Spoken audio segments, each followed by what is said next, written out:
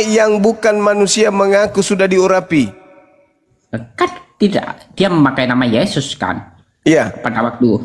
Paulus mengatakan bahwa yang datang kepadanya adalah Kristus, tapi bukan Kristus manusia, tidak berarti memakai tidak namanya. diurapi.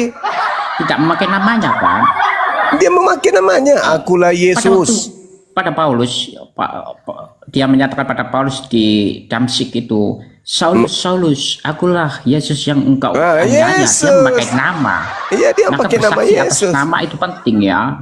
Nah, dia memakai nama Yesus. Menurut Yesus, siapa yang datang memakai namanya? Itu kan Kristus palsu gitu, nggak memakai Yesus gitu, nggak bersaksi atas nama Yesus. Kalau dia disebut Kristus palsu, artinya oknum yang tidak pernah diurapi tetapi mengaku Kristus, karena Kristus itu yang diurapi. Nah, yang datang kepada Paulus kan sendiri yang mengatakan bukan manusia. Nama Yesus itu. Saudara, Paulus mengatakan yang datang kepadanya bukan manusia. Berarti Kristus palsu. Nama Yesus itu, akulah Yesus Kristus. Gak nyambung ini, Bang Andi. Ada obat tetres itu, Bang Andi. Bang Goto masuk, Bang Goto lanjut. Gantian dulu, ada Yosinoya. Yosinoya, selamat malam. Yos. Selamat malam, Bang Arif. Selamat malam semuanya. Shalom. Iya, ini diskusi apa kita? Judulnya jaminan keselamatan. Wih, luar biasa. Lanjut. Saya nyimak dulu. Untuk Bang Goto, bikin kopi campur masako dulu, ini si Bob ini bikin pusing.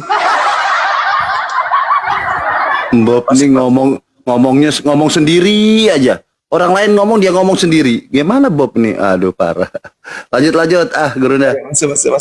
Masuk. Kopi dulu. Ternyata ini cara mengalahkan Bang Zuma itu begini nih. Cara mengalahkan Bang Zuma nih ngomong sendiri dia. Angkat pasien gila. Pening langsung aku dengarkan dia ngomong. Dia akui kalau Kristus palsunya itu di abad pertama datang kepada muridnya memakai nama Yesus. Ya udah, selesai. Lanjut.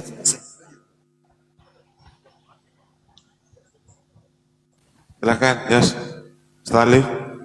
Ya. Tadi Kang Baal mungkin atau yang lain mau masuk, silahkan. Kalau dia mau masuk, Yoshinoya ini mau masuk ke tema jaminan keselamatan. Nah, oke, baik, terima kasih. Berdasarkan data yang kami baca, kalau umat Islam dulu ya, izin sampaikan. Kalau dalam ajaran Islam, itu jelas banyak ayat Al-Qur'annya. Sampaikanlah kabar gembira kepada orang-orang yang beriman dan melakukan amal soleh kebaikan. Buat mereka itu adalah jannah, jaminannya surga di dalam kehidupan yang abadi, selamat dia. Jadi jelas jaminan keselamatan. Nah sekarang kalau kita bahas berdasarkan data, membahas tentang jaminan keselamatan terhadap teman-teman Kristen. Data yang kami baca tidak ditemukan Yesus memberikan jaminan keselamatan terhadap orang-orang Kristen. Itu berdasarkan data yang kami baca. Nah makanya sebagai pembuka mungkin di sini Yosi juga baru naik. Saya pengen dengar dulu di mana Yesus menjamin keselamatan terhadap orang Kristen yang menuhankan Yesus.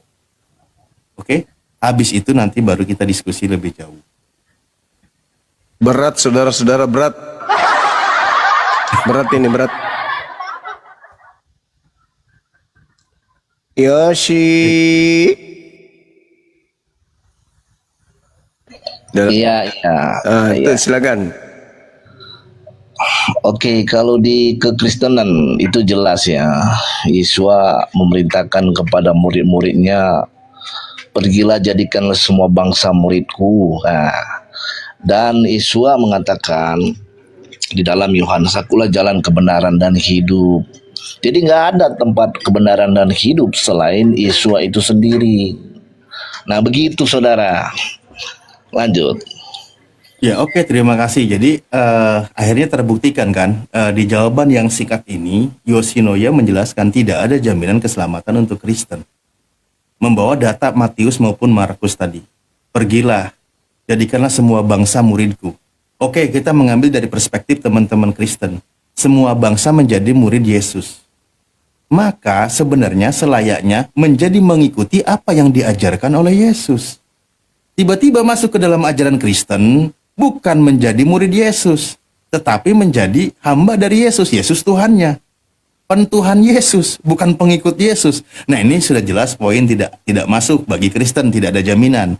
Tapi kalau merujuk kepada murid-murid Yesus, berdasarkan kita baca bahwa mereka percaya Yesus itu adalah utusan Tuhan, maka mereka itu didoakan oleh Yesus untuk keselamatan. Ada doanya, ada datanya. Yohanes 17. Dia berdoa untuk murid-muridnya, dan murid-muridnya percaya kalau Yesus itu utusan Tuhan, maka itu yang didoakan oleh Yesus dan dijamin keselamatan oleh Yesus, kan gitu. Tapi kalau merujuk kepada data yang tadi kau bawa, itu jelas tidak masuk untuk Kristen ya. Tapi kalau Anda mau cari data, mungkin carikan dululah data yang lain di luar dari ucapan Yesus yang cocok dengan imannya Kristen, mungkin ada gitu, Yosi. Oke baik. Saudara-saudara di bawah juga boleh tulis dan boleh buka. Di dalam Yohanes 14 ayat 6, di situ Yesus sendiri berkata, inilah perkataan Yesus lah. Kata Yesus kepadanya, akulah jalan dan kebenaran dan hidup. Tidak ada seorang pun yang datang kepada Bapa kalau tidak melalui aku. Jadi jelas di sini Yesus mengatakan kepada murid-muridnya, dialah jalan, kebenaran, dan hidup. Nggak ada orang pun di bawah kolong langit ini kalau tidak melalui Yesus akan mendapatkan hidup yang kekal itu, saudara. Nah, sekarang pertanyaan saya, adakah di dalam Quran Allah mengatakan akulah jalan kebenaran dan hidup? Nah, saya belum tahu. Coba tunjukkan dulu, kan begitu. Oke, baik.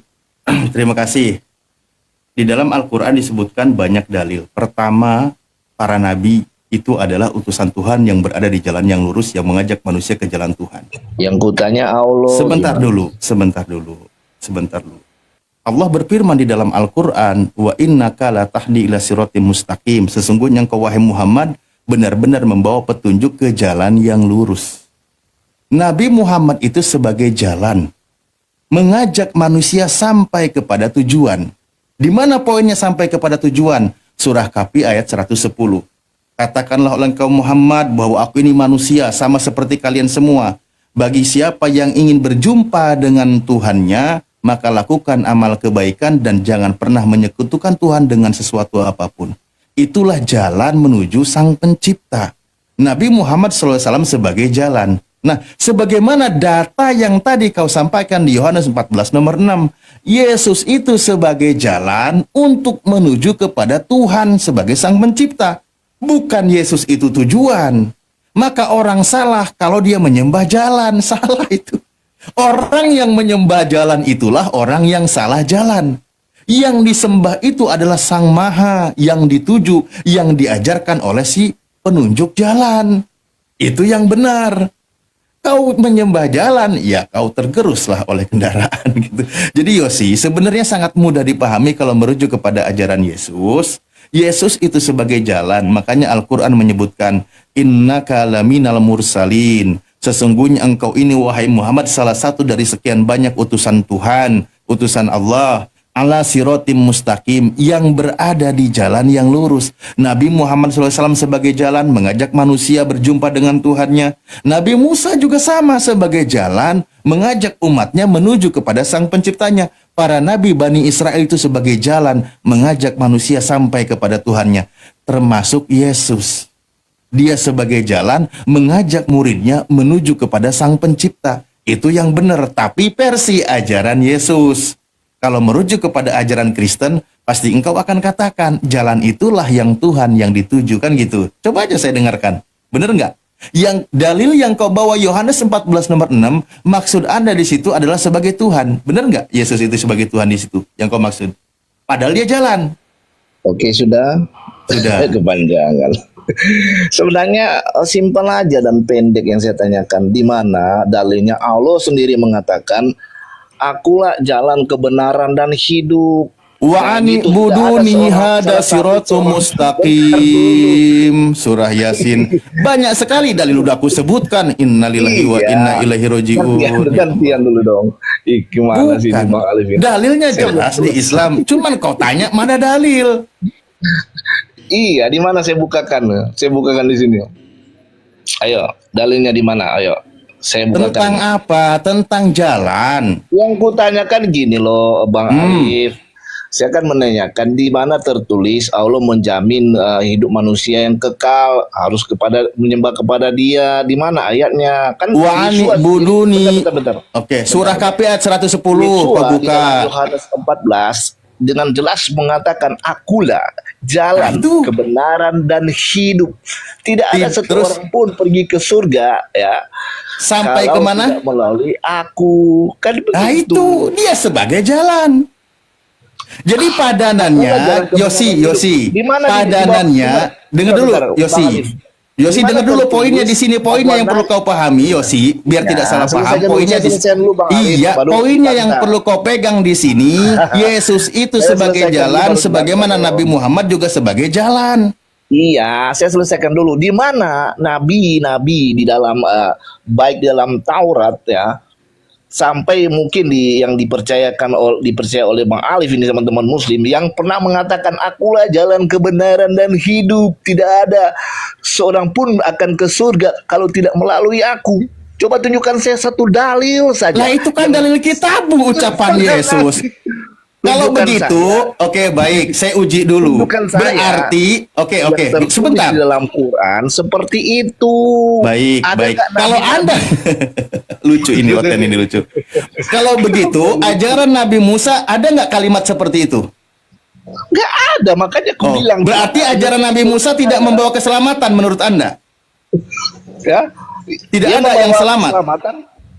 Dia membawa keselamatan, tapi tidak pernah mengatakan akulah jalan kebenaran Nah dan iya, tidak harus kayak gitu, hanya tapi selamat. satu-satunya yang bisa mengatakan itu adalah Tuhan. Siapa namanya? Yaitu Yeshua HaMashiach. Sebentar. Gitu. Tidak ada yang sampai kepada Bapak. Nah, Bapak ini siapa? Bapak itu penguasa. Bukan dong. Bukan Tuhan Penguasa berarti. atau yang namanya- Bukan Tuhan. Bentar. Bapak ini gelar ya.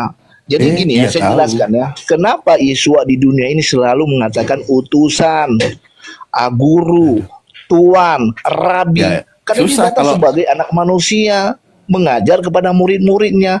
Yang bagaimana dia yang dari surga itu datang ke dunia. Dia sudah ada sebelum Musa ada dan Abraham. Makanya dia datang sebagai dirinya sendiri mengatakan hal ini kepada siapa?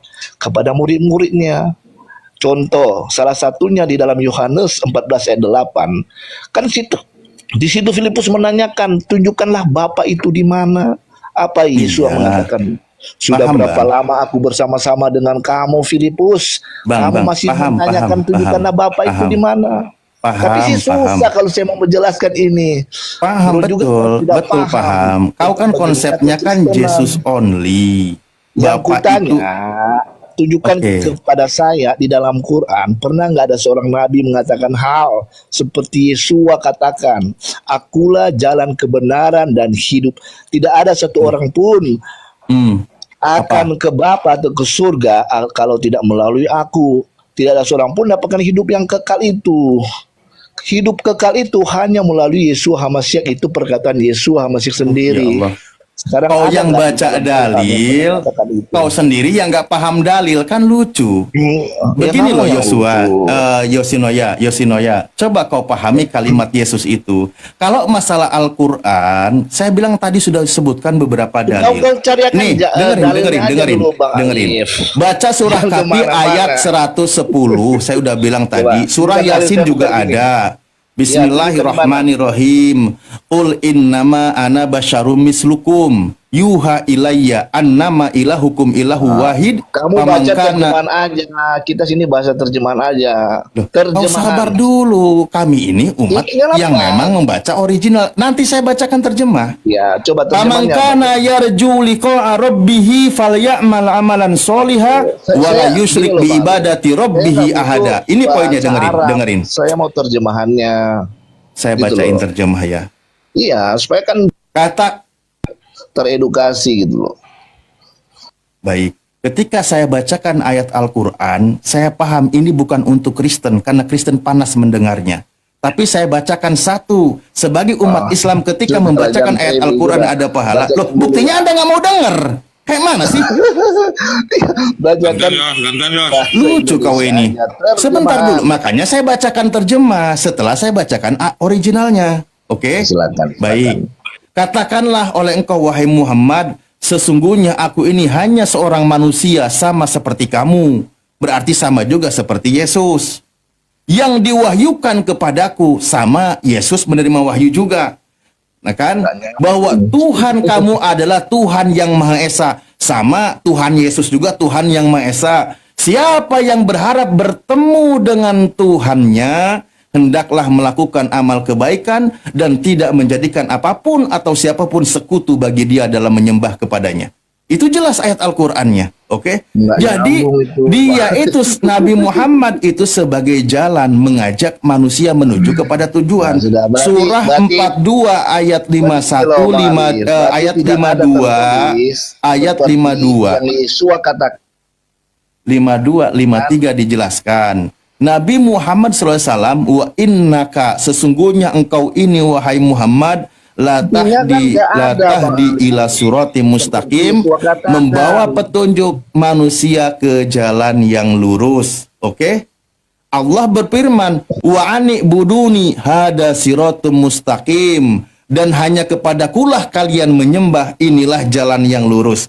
Saya minta sekarang dalilnya di mana Yesus berkata hanya menyembah kepada Yesus itulah jalan yang lurus sebagaimana dalam Al-Qur'an. Coba jawab. Selesaikan dulu pertanyaanku, belum ada jawabannya. Udah lari-lari, gimana ini Bang Arif? Yesus jalan itu setaranya dengan Nabi Muhammad. Nggak mungkin kau mau setarakan dengan Sang Pencipta. Kau ini koplak. Nggak nyambung ini Bang Arif. Dari tadi bicara panjang lebar, tapi tidak menunjukkan di mana dalilnya ada Nabi yang mengatakan akulah jalan kebenaran dan hidup. Tidak ada satu orang pun ke Bapa tuh ke surga kalau tidak melalui aku. Mana? Ya itu Yesus Nabi. Yesus Nabi berkata seperti itu. Saya tanya dulu. Menurut pelan-pelan. Itu Yesus seorang Nabi, dia berkata seperti itu. Itu kan udah jelas. Ya, itu aja dalil yang kau bawa mestinya dipahami, kawan. Hei, Al-Quran menyebutkan. Coba kau jawab dulu di sini. Kau jawab dulu ya. Kau jawab dulu. Di dalam surah Yasin tadi saya sudah bawakan dalilnya. Allah berfirman, wa ani buduni, dan hanya kepadakulah kalian menyembah. Inilah jalan yang lurus. Oke. Jalan yang lurus itu hanya menyembah kepada Tuhan yang Esa. Saya tanya, di mana Yesus berkata bahwa hanya menyembah kepada Yesus itulah jalan yang lurus? Coba, kau jawab. Lari-lari saudara. Loh, ini masih bahas jalan kan? Kok lari? Di dalam Quran, tapi tidak ada jawabannya. Gimana ini saudara? Coba tunjukkan ke saya. Selesaikan satu ini. Tunjukkan kepada saya di mana Nabi atau satu orang pun yang pernah mengatakan akulah jalan, kebenaran dan hidup. Tidak ada seorang pun ke Bapa atau ke surga kalau tidak melalui aku. Tunjukkan kepada saya. Kalimat itu cuma ucapan Yesus, sudah aku bilang. Itu perkataan Yesus. Iya, tunjukkan. Nggak ada di ayat lain, di kitab lain kalimat yang sama seperti itu. Kau ini belajar bodoh atau gimana sih diskusi? Tidak. Itu ucapan Yesus jelas. Cuman di situ kau yang tidak paham. Tapi poin Yesus sebagai jalan sudah berkali-kali kusebutkan, sebagaimana para nabi juga jalan semuanya. Saya tanya, bahkan selain Yesus di kitab terdahulu juga nggak ada kalimat seperti itu. Maka kalau tidak ada kalimat seperti itu sebelum Yesus datang, apakah mereka tidak selamat? Tentu mereka juga selamat. Belum tentu. Di mana di mereka selamat? Emang ada yang Yeskiel 18, 20, 21, 22, 23. Mereka sebelum ada Yesus mereka bertobat. Mereka sudah hidup. Mereka berpindah dari al-maut. Tanpa ada Yesus. Ya, gantian dulu. Jadi gini, iya, saudara. Makanya jangan ngajak bodoh diskusinya. Gini, saudara. jangan keluar kata-kata bodoh. Saya tidak pernah mengeluarkan kata-kata bodoh. Karena kan Bukan, sebagai jangan mengajak bodoh. orang tua, sebagai Saya guru, tidak ngatain Anda bodoh. Saya bilang jangan itu mengajak hal yang bodoh. tidak baik. Saya juga bisa mengatakan hal seperti itu kalau saya mau. Ya silakan ucapkan. Kau juga ucapkan jangan Tapi ngajak saya bodoh. menghormati saudara-saudara saya di sini. Innalillah. Karena kita hanya Bang, diskusi aja. Ayo diskusi, Tapi ayo hargailah. kita pelan-pelan, ayo Hargailah pelan-pelan. keinginan orang. Dan Setuju nggak? kemauan Saya orang bilang lain. deh, saya bilang, nggak dengerin. Anda kan tidak mengimani. Saya bilang ke Anda, Saya imani. ketika saya bilang Makanya kita Anda diskusi berusaha jangan untuk- ngajak bodoh, Anda setuju nggak? Setuju. Kenapa kalimat saya mudah dipahami? Kenapa kau malah berusaha untuk atau merasa Apa yang tersinggung gitu ya? kupahami, apa Lucu. yang kutanyakan, Loh, saya sesuai dengan bilang jawaban. diskusi jangan ngajak bodoh. Anda setuju nggak? Setuju, saya setuju. Ya sekali. sudah. Tetapi apa yang kutanyakan, Anda mengatakan Anda akan memberikan dalil, begitu banyak dalilnya, tapi tidak ada satu dalil yang kau katakan seperti yang saya tanyakan, seperti yang Yesua katakan. Berarti tidak ada. Kenapa Anda mau lari kemana gitu loh, saudara? Gimana? Adakah ayatnya atau dalilnya dalam Quran? Tidak ada. Jadi gini, Tidak saudara. ada kalimat seperti yang kau minta. Sudah ku bilang dari tadi. Sabar. Sudah ku bilang dari tadi. Nah, sekarang poinnya. Sabar. Iya, poinnya dengerin. Ih, dasar babi kau ini. Tadi kan panjang lebar. Emosi lama-lama gua. Al-Quran begitu banyak dalil. Bodoh bos. Saya marah-marah terserah. Dia ngamuk sama saya nggak apa-apa. Sudah dibacakan dalilnya tadi, tapi dia nggak mau denger ya. Kenapa? Nggak ngerti saya ini. Bang, Luar saya mau biasa. tanya Padahal dong, ada Bang. permintaan tadi kan, ada kan Nabi Muhammad adalah penunjuk jalan, kebenaran dan hidup, kan ada disebutkan oleh tadi ya, kalau Al-Najm 5:3-4 gitu ya. Dan dia Nabi Muhammad tidak berkata menurut wahyu nafsu, dan itu tidak lain menurutkan wahyu yang diwahyukan. Berarti itu kan kebenaran, bahwa wahyu ini firman Allah ini adalah kebenaran. Kemudian dikatakan tadi ya, wa ma innaka la tahdi ila siratim mustaqim. Kalau nggak salah seperti itu ya, Ustaz. Dan Betul, sungguh wa engkau innaka. Muhammad benar-benar petunjuk ke jalan kok. Muhammad ini di jalan yang lurus, jelas gitu. Nah, kalau Nabi Muhammad adalah kehidupan, ini kita bisa baca di Al-Anfal 8 ayat 24. Kalau nggak salah, Ustadz dikoreksi nanti di Al-Anfal 8 ayat 24. Nabi Muhammad ini adalah jalan kehidupan, yang memberi kehidupan. Makanya di Yohanes 14 ayat 6 kan, akulah hidup. Ini Nabi Muhammad juga adalah kehidupan.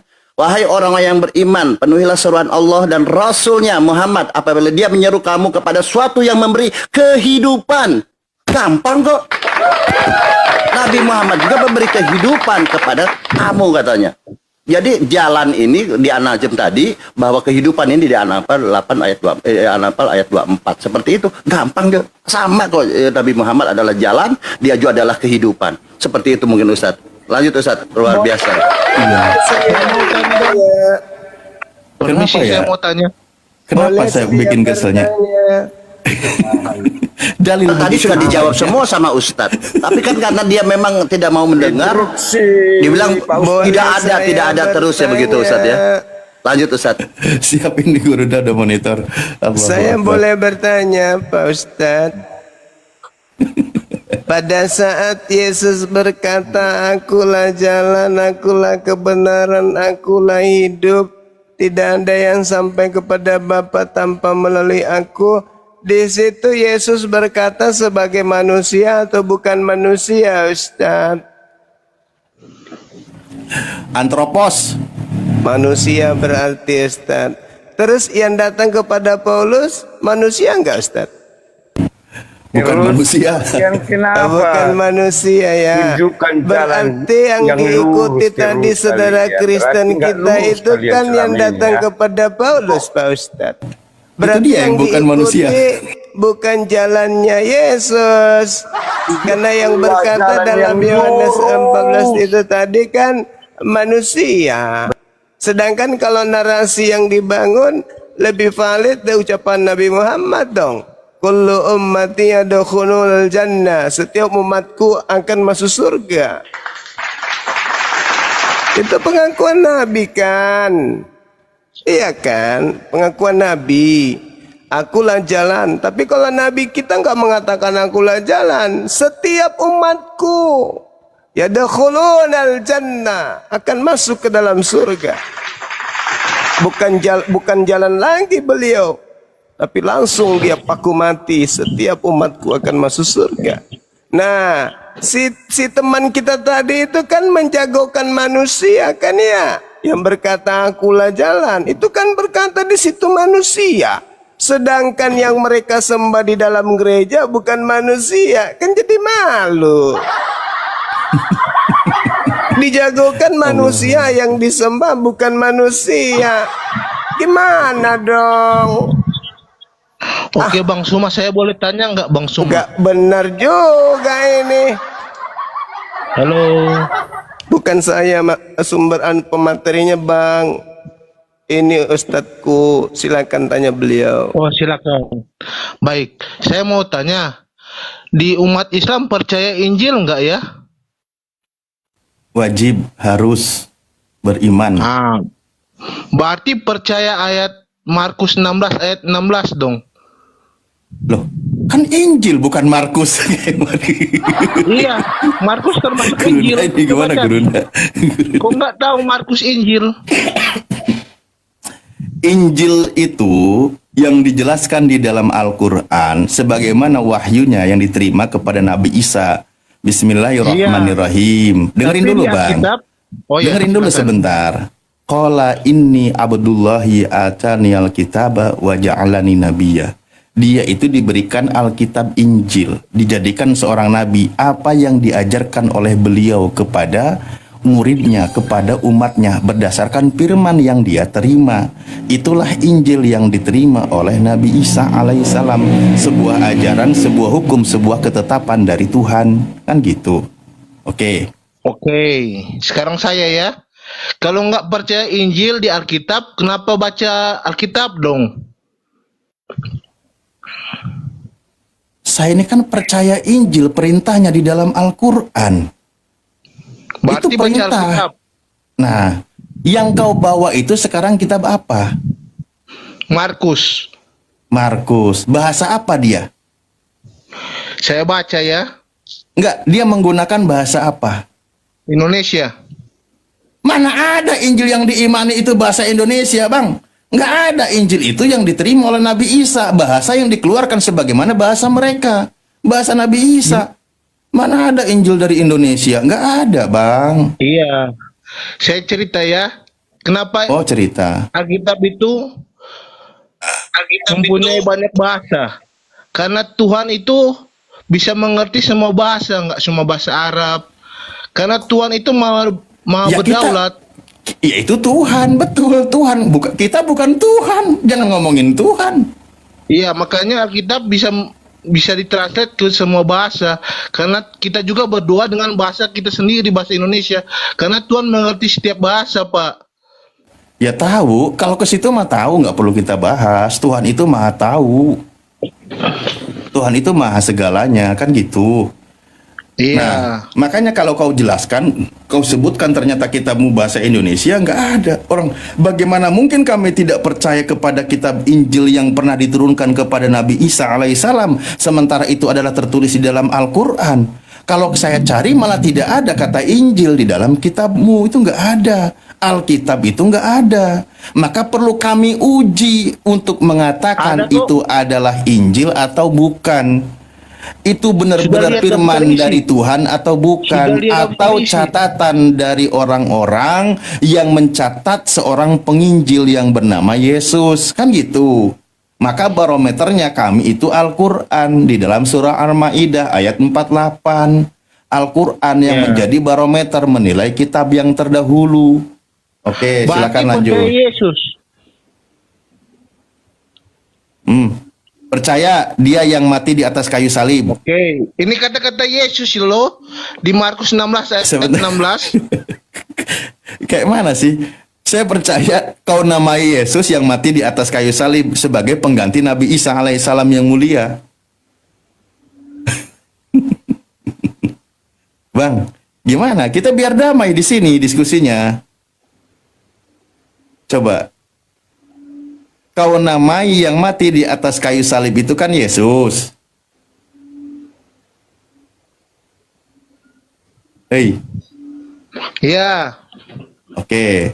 Kau namai dia Yesus ya. Nah, yang mati di atas Ya. kayu salib itu kan yang terkutuk. Oke? siapa bilang terkutuk? Lah, Dia kitabmu yang bilang. Coba baca Yohanes 3 ayat 16. Deh. Betul, karena begitu besar Karena kasih begitu Tuhan besar akan kasih dunia anak ini, sehingga ia mengaruniakan anaknya yang anaknya. tunggal. Nah, ini utusan Supaya Tuhan orang untuk Bani mempunyai Israel kan di keselamatan. sini. Di situ utusan Tuhan untuk Bani Israel yang lahir dari seorang perawan yang bernama Maria kan gitu. Ya. Oke. Dia Nah, bukan terkutuk. sekarang yang disalib itu terkutuk. Anda setuju nggak? Oke. Tapi dia mengampuni dosa. Jangan ke situ dulu. Jangan ke situ Oke, dulu. saya setuju. Setuju. Tapi dia mengampuni dosa dengan cara disalib. Berarti Yesus mengampuni dosa dengan cara dia menjadi terkutuk. Dia Gitu. tidak mengenal dosa loh, tertulis di Injil. Dia tidak terus mengenal kena- dosa. lah. Masa dia dibilang terkutuk? Lah itu dia. Kalau dia tidak mengenal dosa, kenapa kau katakan dia terkutuk? Saya tidak bilang terkutuk. Lah kitabmu yang bilang. Ya, ayat mana coba? Galatia 3 nomor 13. Bentar, saya lihat. Mm-mm. Itu Injil bukan? Ya kitabmu. Kan saya Itu bilang sedang Injil. memvalidasi di sini. Itu Injil bukan? Ya versi kitabmu itu Injil bukan? Bukan. Ya sudah, Injil berarti benar Matius. kita bukan. Iya, berarti kok Allahu ambil Akbar. ayat di bukan Injil. Katanya percaya hanya Injil. Kok Oh, semua berarti ayat kau tidak yang percaya kita di situ. diambil? Surat-surat Paulus kau tidak percaya. Bukan begitu, katanya. Oh, bukan katanya begitu. Yang percaya hanya Injil. Enggak, Katanya saya yang tanya percaya dulu. hanya Injil. Saya tanya dulu. Katanya Kamu kan agama sebentar kita dulu. yang percaya hanya Injil. Oke. Kalau begitu berdasarkan Injil dia tidak mati terkutuk di atas kayu salib, betul? Betul? Bukan. nggak ada. Berdasarkan Nggak ada bukan ayat. Injil dia mati terkutuk di atas kayu salib. Terima kasih. Terima kasih. Iya. Artinya memang. Tapi kalian nggak percaya Injil kan? Lah iya, Intinya makanya kalian Anda. nggak percaya Injil. Nah, kamu percaya nggak? Saya percaya Injil. Oke, berdasarkan Injil dia tidak terkutuk, betul? Betul? Kenapa jadi Ya, ragu? tidak. Oke. Tidak, Tapi tidak. berdasarkan kitab yang bukan Injil dia terkutuk, betul? Ayo, bingung Coba majukan, ayatnya di mana tadi saya baca? Galatia 3 Bentar. nomor 13. Kan sudah tertulis di situ. Itu kan bukan Injil. Nah, ajaran orang yang menulis kitab di situ yang bukan Injil mengajarkan kalau Yesus itu terkutuk di atas kayu salib. Oke? Sementara ajaran Injil yang katanya kabar baik itu tidak mengajarkan Yesus terkutuk. Oke, saya setuju di situ. Dan berarti ajaran mengutuk Yesus itu lahirnya bukan dari Yesus, tapi dari orang lain yang menulis buku lalu dijadikan sebagai kitab suci menjadi panduan orang-orang Kristen. Oke, mantap. Poinnya sudah dapat. Clear ya?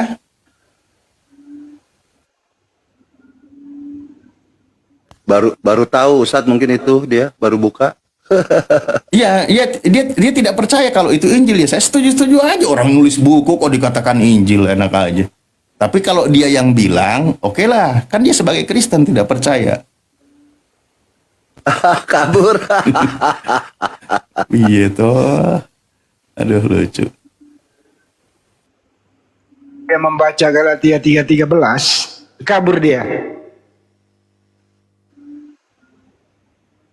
Udah 15 domba-domba kabur. 15 orang tadi. tapi masuk akal juga sih ya kalau kita bahas ya. Injil itu kan kabar baik tentang Yesus, tentang Nabi Isa. Oke? Maka kalau ada yang memberitakan dia telanjang, ditampar, terhina, terkutuk, berarti itu bukan kabar baik, berarti itu bukan Injil. Saya setuju itu. Nah, makanya ketika Al-Quran mengabarkan ketika dia hendak ditelanjangi, hendak dibunuh, hendak terkutuk, Allah selamatkan, itulah kabar baik tentang Nabi Isa. Mantap. Ya, silakan host ini Kang Baal, Bang Handi. Ada tamu? Tanya dong bang. Bang Handi itu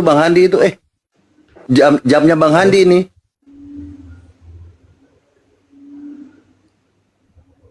Nanya dong bang.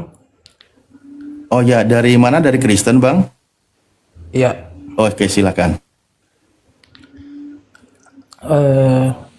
Silakan Bang Martin, mau diskusi apa? Ayo. Gurunda masih monitor Gurunda? Banyak narasi Gurunda monitor kayaknya. yang beredar bang. Ada dua sih yang gue ragu bang, yang gue bingung. Banyak narasi yang beredar Adam itu Islam katanya ya.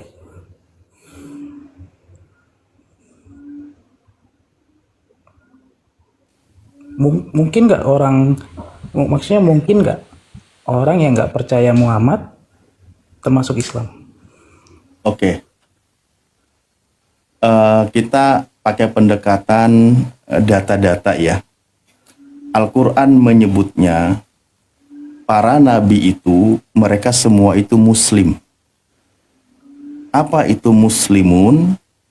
Orang yang tunduk patuh berserah diri kepada Tuhan. Nah, makna lain lebih dalamnya, ketika orang itu tunduk patuh pasrah kepada Tuhan, maka orang itulah yang selamat. Itu jelas poinnya di situ. Di dalam surah Al-Hajj ayat 78 juga dijelaskan, mereka semua disebut sebagai muslim. Dari zaman dahulu sampai detik ini, mereka disebut sebagai muslim. Seperti itu ya.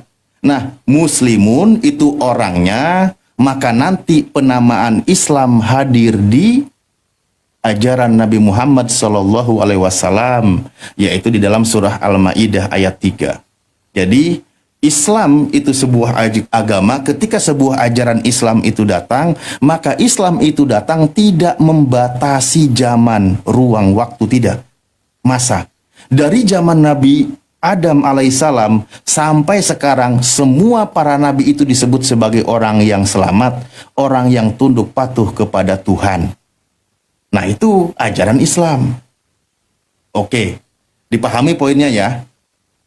Nah, sekarang kalaulah Anda tidak setuju, kan Anda Kristen, saya ingin dengar dulu. Menurut Anda, Nabi Adam itu apa keyakinannya? Atau mungkin jangan ke Adam deh, ke Abraham. Atau mereka lah sebelum Yesus, sebelum Nabi Musa zamannya. Apa keyakinan mereka itu? Yang gue tahu sih bang, dia nggak ada agama. Cuman dia jadi bukti bahwa penciptaan itu ada. Gitu doang sih. Oke. Karena nggak dijelaskan ada agama dia. Baik. Oke. Nah, pertanyaan saya, mereka itu orang yang selamat atau tidak? Contoh Abraham. Menurut yang Anda pahami, selamat atau tidak? Dari narasi-narasi sama dari ini ya, khotbah doang ya bang. Jadi waktu Yesus penyalipan, setelah penyalipan, dia tuh pergi ke dunia mati bang. Wah. Nah, di situ dia baru nyelamatin orang yang sebelumnya tuh nggak pernah percaya. Gitu doang sih. Bukan ke situ. Bukan ke situ. Nabi Musa, Abraham, gini aja deh pertanyaan saya. Kalau Abraham, orang-orang terdahulu, gini dulu. Mereka itu orang yang tunduk patuh terhadap perintah Tuhan atau tidak? Yang patuh selamat, tapi yang enggak maksudnya bang. Enggak, mereka para nabi terdahulu, orang-orang terdahulu, mereka tunduk patuh enggak terhadap perintah Tuhan? Yang patuh bang, yang patuh yang selamat, kalau yang enggak. Mereka patuh atau tidak para nabi itu kepada Tuhan? Enggak lah, kan ditendang dia dari Taman Eden. Dikeluarin, enggak patuh lah dia emang. Nah, mereka bertobat atau tidak?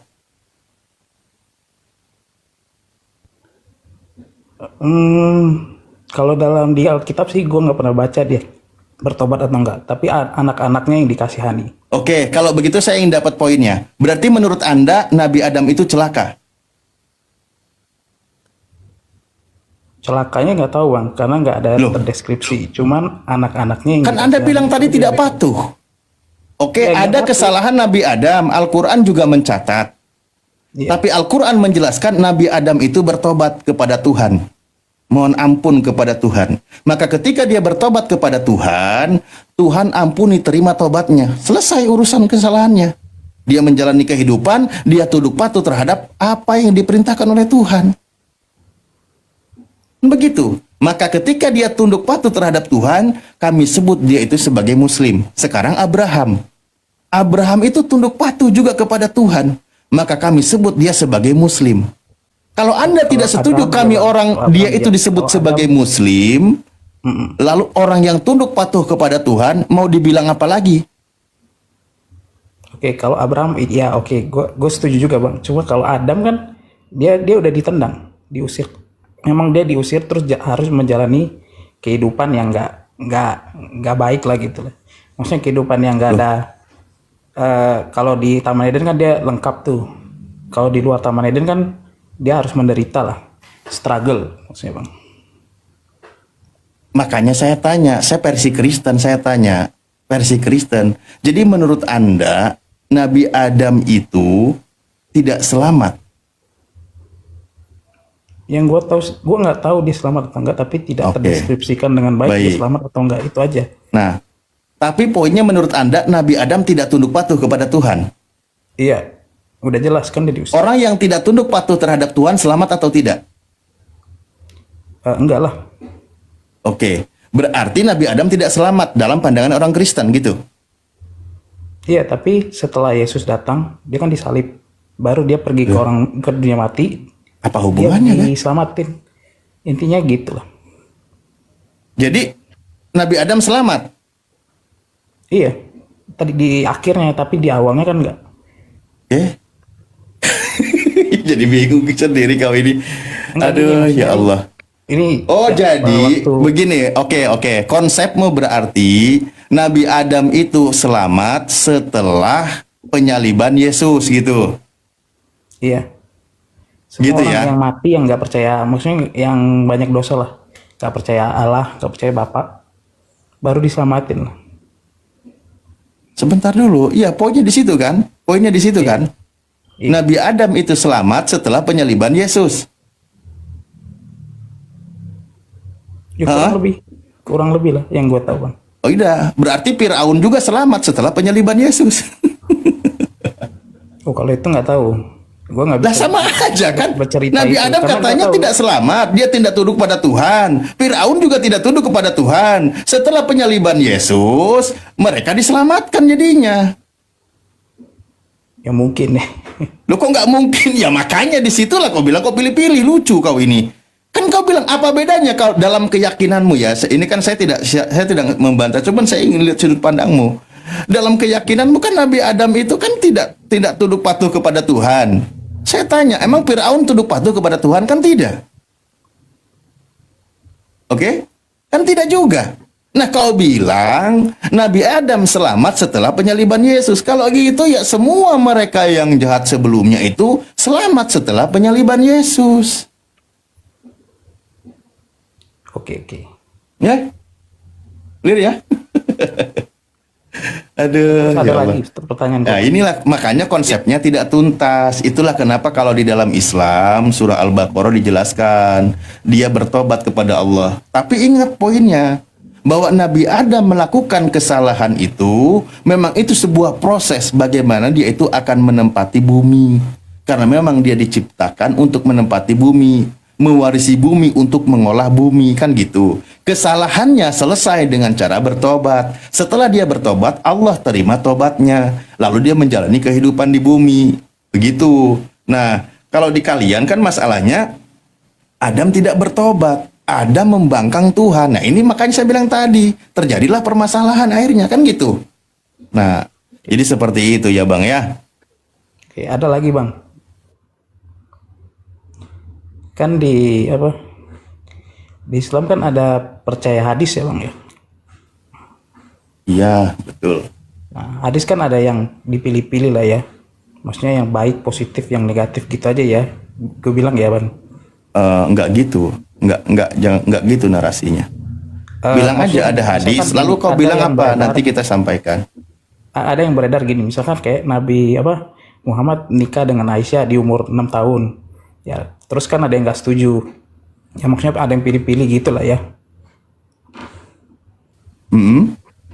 Nah, maksudnya kenapa nggak percaya Bible tapi percayanya hadis gitu? Oke, baik. Ini mantap pertanyaan. Poinnya adalah kenapa nggak percaya Bible, kenapa percaya hadis.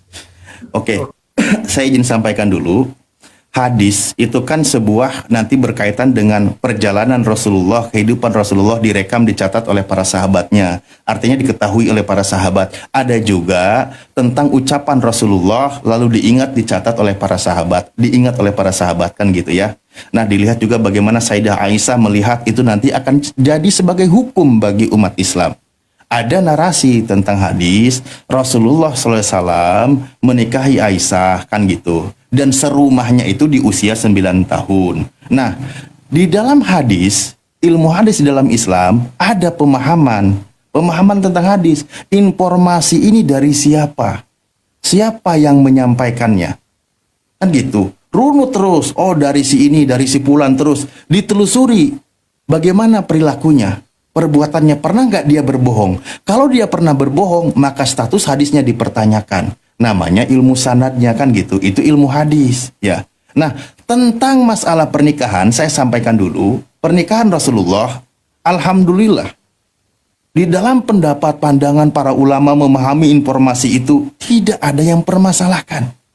Ada juga yang mengkaji tentang peristiwa bahwa ada kemungkinan usianya itu di atas 15 tahun. Secara kajian lagi, mau ngambil yang mana pendapat, kami tidak bermasalah dan tidak mempermasalahkan. Karena pada prinsipnya adalah Sayyidah Aisyah itu adalah istri Rasulullah, kan gitu. Lalu kau bahas tentang masalah usia, misal kau membahas tentang usia 1400 tahun yang lalu menggunakan sudut pandang sekarang itu yang tidak masuk. Oke? Contoh misal, saya membaca literatur di dalam kitab. Sebentar dulu, sebentar. Nanti saya ke poinnya ya. Sebentar, saya nanti ke poin-poin yang lain. Ini kan saya edukasi, karena kan tadi Anda membahas ada beberapa poin yang mesti saya tanggapi kan gitu. Ya kan? Nah, jangankan begitu. Kalau saya membaca tentang data 100 tahun ke belakang di Eropa, budaya di Eropa, mereka menikahi usia 5 tahun, 6 tahun, 7 tahun, itu sudah umum. Dan kalau lihat mereka mayoritasnya orang Kristen. Tidak ada masalah di sana yang bermasalahkan. Atau mungkin kita lihat kakek moyang kita 100 tahun ke belakang juga di negara kita. Banyak saudara kita yang menikah usia 10 tahun, 11 tahun untuk wanita. Tidak ada masalah. Nah, atau contoh melihat literatur sebelum peristiwa Nabi Muhammad SAW. Ada data ibunya Yesus yang bernama Maria dinikahi oleh Yusuf. Maria usia 12 tahun, Yusuf usia 90 tahun. Kami tidak mempermasalahkan. Silakan. Ada juga data Ribka dinikahi usia 3 tahun, Ishak usia 40 tahun. Kami tidak ribut, kami tidak bermasalahkan. Silakan. Nah, itu mengenai tentang masalah usia pernikahan hadis. Lalu kenapa tidak mengambil Bible aja? Ini unik, ini lucu. Bagaimana mungkin saya mau percaya Bible itu bisa dipercaya, sementara mata rantainya saja tidak jelas, informasinya aja nggak jelas. Kalau membahas tentang hadis, walaupun hadis itu doib, tapi informasinya jelas siapa yang menyampaikan, mata rantainya. Kalau membahas contoh misal kitab Lukas melakukan penelitian, contoh Lukas 1 nomor 1 kan gitu. Lukas melakukan penelitian, dia sampaikan kepada Theophilus. Dia melakukan penelitian, siapa yang ditelitinya? Nggak tahu, nggak jelas siapa orangnya. Jadi bagaimana mungkin saya mau percaya, diimani bahwa kitab itu benar mutlak kebenaran, sementara penelitiannya nggak jelas siapa yang ditelitinya, sementara hadis walaupun statusnya doib, jelas siapa yang menyampaikannya. Nah, itu perbandingannya. Ya kan? Kedua, oh ya silakan, itu yang penting poinnya sudah sampai. Ya, gue nggak masalah ini bang. Itu kan nikah zaman dulu. Memang kalau makanya zaman sekarang diperbaiki lah. Zaman dulu kan udah tahu nih, nggak baik nikah umur segitu. Nggak ada yang bilang nggak baik. Maksudnya kenapa lebih percaya Coba saya tanya dulu. Zaman Yesus di abad pertama, ketika Maria dinikahi oleh Yusuf, siapa yang mengatakan usia Maria itu tidak baik dinikahi usia 12 tahun? Gua nggak tahu kalau usianya berapa ya, Bang. Nah, di dalam data Anda dijelaskan, dalam New Advent Katolik dijelaskan bahwa usia Maria kisarannya 12 tahun. Usia Yusuf kisarannya 40 tahun. Pertanyaan saya, orang pada masa itu, siapa yang mengatakan usia pernikahan itu tidak baik? Ya zaman sekarang nggak baik, tapi gue Ya, nggak pernah tahu ada Jangan kau Maria gunakan, tanggal umurnya jangan berapa, kau Bang. gunakan peristiwa lalu menggunakan barometer sekarang, itu nggak masuk. Berarti kalau gitu kau katakan sekarang nggak baik, artinya usia pernikahan Maria dengan Yusuf itu nggak baik. Gini Bang, itu kan tidak tertulis Bang, kan menurut orang. Ada bang, datanya dari kekristenan, ada. Tapi gue nggak masalahin itu, itu Ya, udah kan dari tadi kau masalahin, topik buktinya lain, kau bilang nggak baik, kayak mana sih? itu topik lain aja. Maksud gue topiknya yang gua Masuk pingin topik yang mana? yang gue pengen tekanin adalah kan Bible itu tuh catatan lah, intinya catatan. Terus diuji sama orang Kristen sendiri dari sejarawan, ya diuji lah banyak. Nah sedangkan hadis kan ada yang dipilih-pilih. Contohnya misalkan yang beredar nih ya, ini negatif dulu yang gue bahas ya Bang ya. Yang kayak misalkan ada tuh yang di Arab kencing unta diminum. Nah itu kan udah jelas salah Bang. Maksud gue kan itu dipilih Bang. Kenapa? Jelas salahnya gimana? Maksudnya nggak sehat lah. Maksud gue tuh poinnya adalah Apa barometer mengatakan zaman Rasulullah ini juga unik nih. Gini, ketika di zaman Rasulullah orang kafir penjahat disuruh minum kencing unta beserta dengan susunya, orang itu sembuh. Kau katakan sekarang itu nggak sehat. Apa barometernya kau katakan seperti itu sementara realitanya orang itu sembuh? Orang kafir aja mengakui dia itu jadi sembuh. Yaudah, itu bahas yang nanti ya Bang ya. Gue pingin bahas. Maksudnya itu ada yang nggak setuju Bang, ngerti nggak? Maksudnya ada yang nggak setuju dengan hadis itu. Ya silahkan kau bilang nggak setuju, silahkan. Faktanya orang itu orang kafir loh. Orang yang minta tolong kepada Nabi kami suruh minum itu sembuh. Oke. Nah, kenapa kau bilang tidak sehat? Buktinya orang malah jadi sehat. Setelah sehat, orang itu malah pembunuh si gembala unta tersebut. Nah ini nggak jelas yang nggak beres orang kafir. Kau malah lebih parah lagi dari orang kafir tadi. Kau malah katakan orang itu nggak sehat. Justru orangnya jadi sehat. Gue sih tidak menyarankan ya. Tapi ngapain juga urusanmu? nggak, gue lebih ke arah ini Bang. Kau nggak nyaranin juga nggak masalah. Kenapa hadis itu kan ada yang maksudnya dipilih lah. Kan lu Dipilih bilang lagi. Ustaz kan bilang ada yang kita harus tahu lah, apa namanya, rekam jejaknya yang penulisnya ya. Iya dong. Nah di Bible kan maksudnya Bible sendiri udah diuji, tapi kenapa lebih percaya hadis gitu maksudnya? Ada datanya. Banyak, cuman masalahnya kalau ini kan banyak sih, cuman nggak bisa ditampilin. Baik. Kalau sudah teruji, kalau gitu, tadi yang saya sempat sebutkan di Lukas itu, siapa orang-orang namanya yang pernah diselidiki oleh Lukas? Satu orang aja namanya. Apa nih? Siapa orang yang pernah diselidiki oleh Lukas sehingga Lukas membukukan sebuah kitab? Cari aja Bang, gue nggak tahu. Kau ini bilang mengklaim datanya aja nggak ada. Bahkan kitabmu Bang, awalnya itu anonim, tidak ada nama. Itu baru dinamai di abad kedua. Ini Injil karangan Yohanes, ini karangan Lukas, ini karangan Matius. Awalnya itu nggak ada nama. Jadi penulisnya itu awalnya nggak jelas siapa. Dan itu baru ditulis 30 tahun paling tua itu kan di tahun 60-an ke atas, 50 ke atas. Yesusnya tahun 30. Baru ada penulis di tahun 50 ke atas. Dan itu pun nggak jelas, nggak tahu siapa penulisnya. Dan informasi itu sampai ke Yesus itu dari siapa? Justru kitabmu itu yang nggak ada data, nggak jelas informasinya. Makanya saya bilang tadi, nih ya, jangankan dimasukkan, disandingkan dengan hadis yang sohih di dalam Islam, kitabmu disandingkan dengan hadis doif aja nggak bisa. Nggak masuk secara kajian ilmiahnya. Karena di dalam kajian Islam, ada walaupun dikatakan hadisnya doif, tapi sanadnya, informasinya jelas dari siapa. Gitu loh.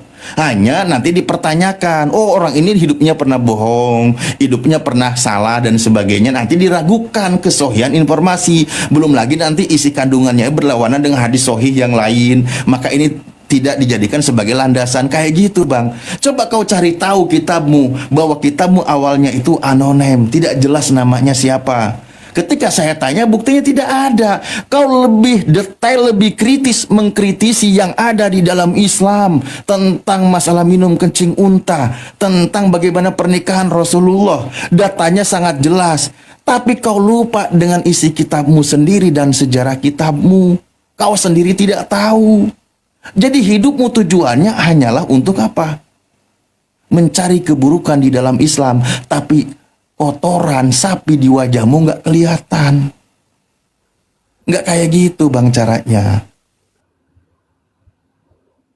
Karena gini, kalau saya balik-balikin lagi, di dalam kitabmu juga tertulis ada perintah makan tahi, kotoran, kencing, itu ada. Tapi masa aku mau bahas terus-terus balikan pantun kayak gini? Kan gitu. Lebih ke edukasinya aja ya. Kau banyak belajar. Misal begini, kami nih yang muslim nih ya, mohon maaf. Kami punya data valid, data sahih. Lalu dalam kitab juga kalian juga ada data. Ketika di dalam kitab kalian itu ada datanya, ya kami sampaikan sumber datanya. Kalau datanya itu tidak valid, kami tidak berani sebutkan. Makanya tadi saya sebutkan, saya tanyakan kepada Anda pernah dengar nggak kalau Maria dinikahi oleh Yusuf itu usianya di kisaran 12 tahun? Pernah diajarin nggak? Pernah disampaikan nggak? Nggak. Nah, itulah bahayanya. Bahayanya di situ. Sementara datanya, ini kalau saya bacakan ya, ntar saya sambil siapkan datanya kalau gitu, oke? Beberapa data termasuk bagaimana tradisi di Eropa yang kalau kita lihat mayoritasnya di sini adalah orang Kristen juga, mereka terbiasa menikahkan anaknya di usia 5 sampai 10 tahun. Itu peristiwanya 100 tahun yang lalu. Oke? Nah, ini. Ya, kalau, Ntar saya bukakan dulu. Kalau nikah di bawah umur, gue mengaku itu salah lah. Itu nggak dibenarkan. Oh, jadi ibu Tuhanmu salah kalau gitu? Sekarang, gue pun nggak tahu kalau dia umurnya 12 tahun itu dari mana datanya. Ya itu di New Advent Katolik. Bentar ya, saya tampilkan datanya dulu ya. Sebentar, ini data kekristenan valid. Ya jangan kau bantah kecuali kau punya data bantahan kan gitu ya. Kecuali ada data bantahannya baru bisa kau bantah. Oke. Bentar ya, saya siapkan dulu. Berdasarkan isi kandungan di kitab Anda yang tertulis, historinya dicatat sehingga disimpulkan usianya itu adalah 12 tahun, kisarannya sampai 14, dan usia Yusuf itu 90 tahun gitu. Giliran mau nampilin datanya malah. Bentar ya, aku buka berangkas dulu guys, soalnya guys, bentar ya.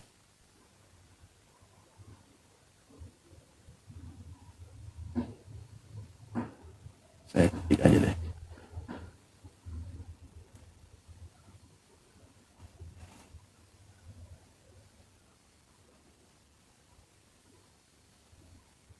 Oke, oh ini nih. Sorry, udah ketemu datanya. Ini aslinya bahasa Inggris ya. Ini kan punya New Advent ya, New Advent dari ini tentang pernikahan Yosef. Ini bahasa Inggris. Di sini dikatakan nih, dijelaskan. Ini bahasa Inggris langsung translate ke bahasa Indonesia ya. Nih, di sini jelaskan bahwa nih 12 nih. Oke, nih saya buat di sini. Nih, setelah kematian istrinya, Ima mengumumkan di seluruh Yudea bahwa ia ingin menemukan seorang pria terhormat dari suku Yehuda untuk menikahi Maria yang saat itu berusia 12 hingga 14 tahun usia Maria. Nah, Yusuf, yang saat itu berusia 90 tahun. Pergi ke Yerusalem di antara para kandidat, sebuah mukjizat menunjukkan pilihan Tuhan atas Yusuf. Ini usia pernikahannya, Maria. Oke? Kisarannya 12 sampai 14 tahun. Ini yang punya datanya dari New Advent Katolik. Di sini dijelaskan ada, kalau Anda bisa buka, ya bisa buka. Ini data bukan dari Islam, dari kekristenan sendiri. Bagaimana membahas